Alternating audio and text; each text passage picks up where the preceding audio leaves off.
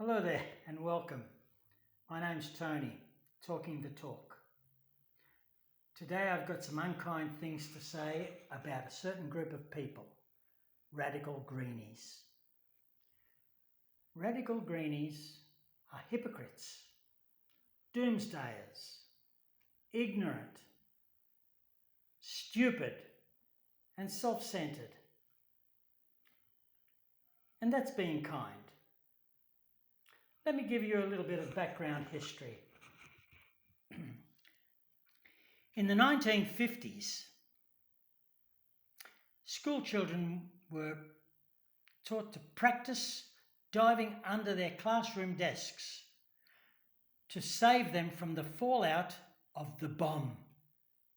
Yeah, because in those days, the Cold War was in full swing and governments and people supposedly in the know were paranoid. Then in the 1960s, the Greenies wanted all coal mining to stop. They did what they could to prevent trucks from going in and out, taking coal, etc. I remember the owner of the biggest mines in Australia, a man called Lang Hancock. He said, "Let the bastards freeze in the dark." Because there was no alternative to coal to produce fuel, to produce electricity. There was none. And of course, the Greenies had no alternative solutions. They never do. Then in the 1970s, it was uranium mining that they were against. Nuclear power? No way. No way. We're not producing electricity with nuclear power. It's too dangerous. So, they didn't want nuclear power. They didn't want coal power. In the meantime, our uranium in Australia stayed in the ground, and countries that bought uranium went to other countries, costing Australia billions of dollars way back then. Also in the 1980s, we were all going to die of skin cancer because of the hole in the ozone layer. They said, "Don't go out in the sun, you'll die." And I thought to myself, hang on, we're Australians. We live by the sea. We're beach people. We'll slip, slop and slap the sunscreen. We'll wear a sun cap. And the Greenies can stay home, draw their blinds, stay in the dark because, hey, don't turn on the lights. That's electricity produced from coal. Then in the 1990s, we were all going to die of brain cancer due to the influx of these mobile phones, which are creating all this electricity through the air and it's ruining our atmosphere. That's right, radio waves are going to give us brain cancer. We know how many people died of brain cancer because of telephones, don't we? But don't tell the Greenies that. Then, in 1999, the world was going to implode because of the millennium, the changing over from 1999 to 2000. The computers were not ready for it. So they said, planes were going to fall out of the sky. Banks were going to collapse because they're going to lose track of the money. All communications was going to be lost. By jingo, we were in a bad way, weren't we? Then, in the 2000s, we were told the oceans are going to rise so much that all seaside cities and towns are going to be inundated. Yeah, We're going to lose all our property. Well, in the mid-90s, this is the mid-1990s, I bought a property by the sea. That was, 28 years ago? I love the place. We've had no floods. The oceans are still there. The beaches are still there. Sure, we get some high tides at times, but that's been the go. Always you get high tides because of the cyclones north of Australia. Anyway, when I bought that place, I was told I only had approximately 10, maybe 15 years to enjoy it before it's underwater. Well, guess what? It's not underwater. It's a beautiful place by the river, which rises to about 12 feet below the level of my apartment. And the big beachside clubs have expanded. They don't seem to be too worried about the rising sea. They're spending millions and building new ones and building new high-rises by the sea. Yeah, we'll listen to the Greenies.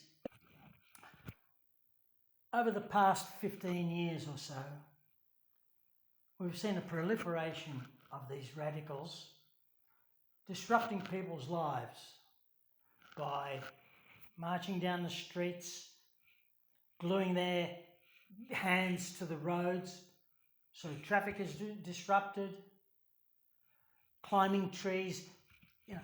They're looking for their 5 minutes of fame. Are they trying to heal the world?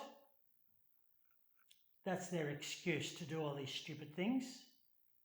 Because if they really wanted to heal the world, why don't they plant trees? Go tend to gardens, vegetable gardens. I don't see them protesting against the exploitation of children, for example. Oh, it's not their responsibility. It's more important to them to hold back the tide.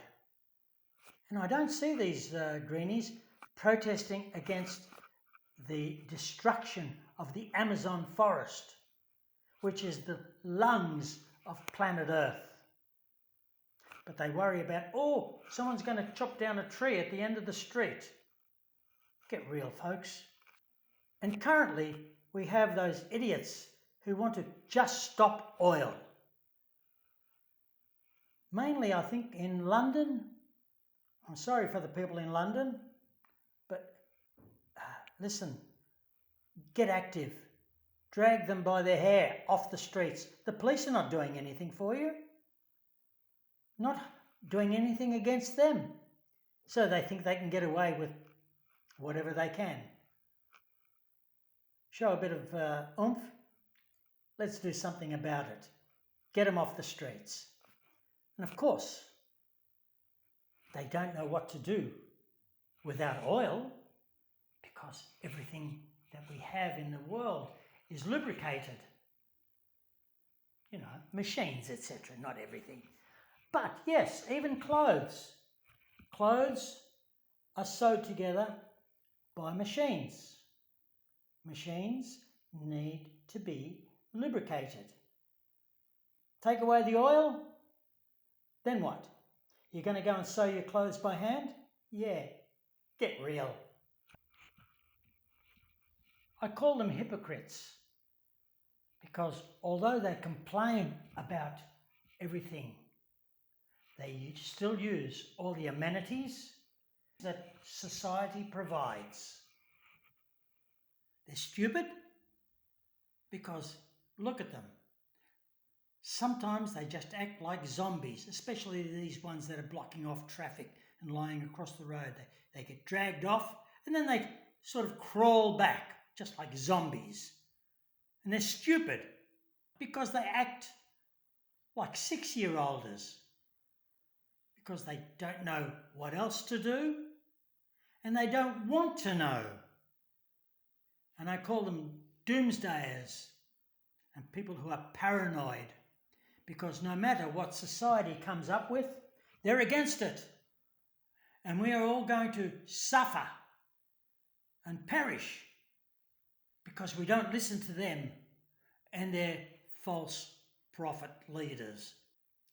For example, just like the people who voted for Brexit. Boy, are they happy.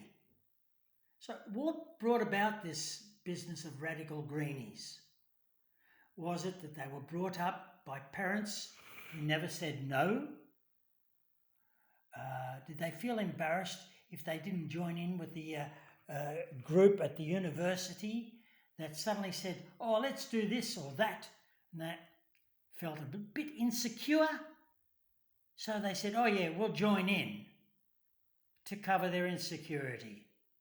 Was it that uni student who thought he or she knew it all? At least that's what they told you. But they really know that they're not going to do anything to help the planet. Because they don't know how to help the planet, except yell and scream and march and make fools of themselves.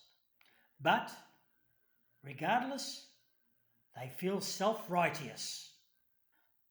For crying out loud, people, just chill out. We don't live in a perfect world, but it's the one we've got. So we've got to make the most of it. This planet Earth has been around a long time, and it's going to be around a lot longer, and we're going to be here to enjoy it, believe it or not. If the Greenies don't want to join us, that's fine. They can get on the next rocket ship to Mars. I'm sure Elon Musk will accommodate them so that they can go up there and, oh, hang on a second. If they go to Mars, they've got nothing to protest against. We are going to survive, despite wishy-washy governments, despite doomsdayers, and despite the Greenies. Okay, I'm just Tony talking the talk. If you enjoyed my little speech tonight, give us a thumbs up, share and subscribe. I want to thank you again for joining me. Keep smiling, be positive. Bye for now.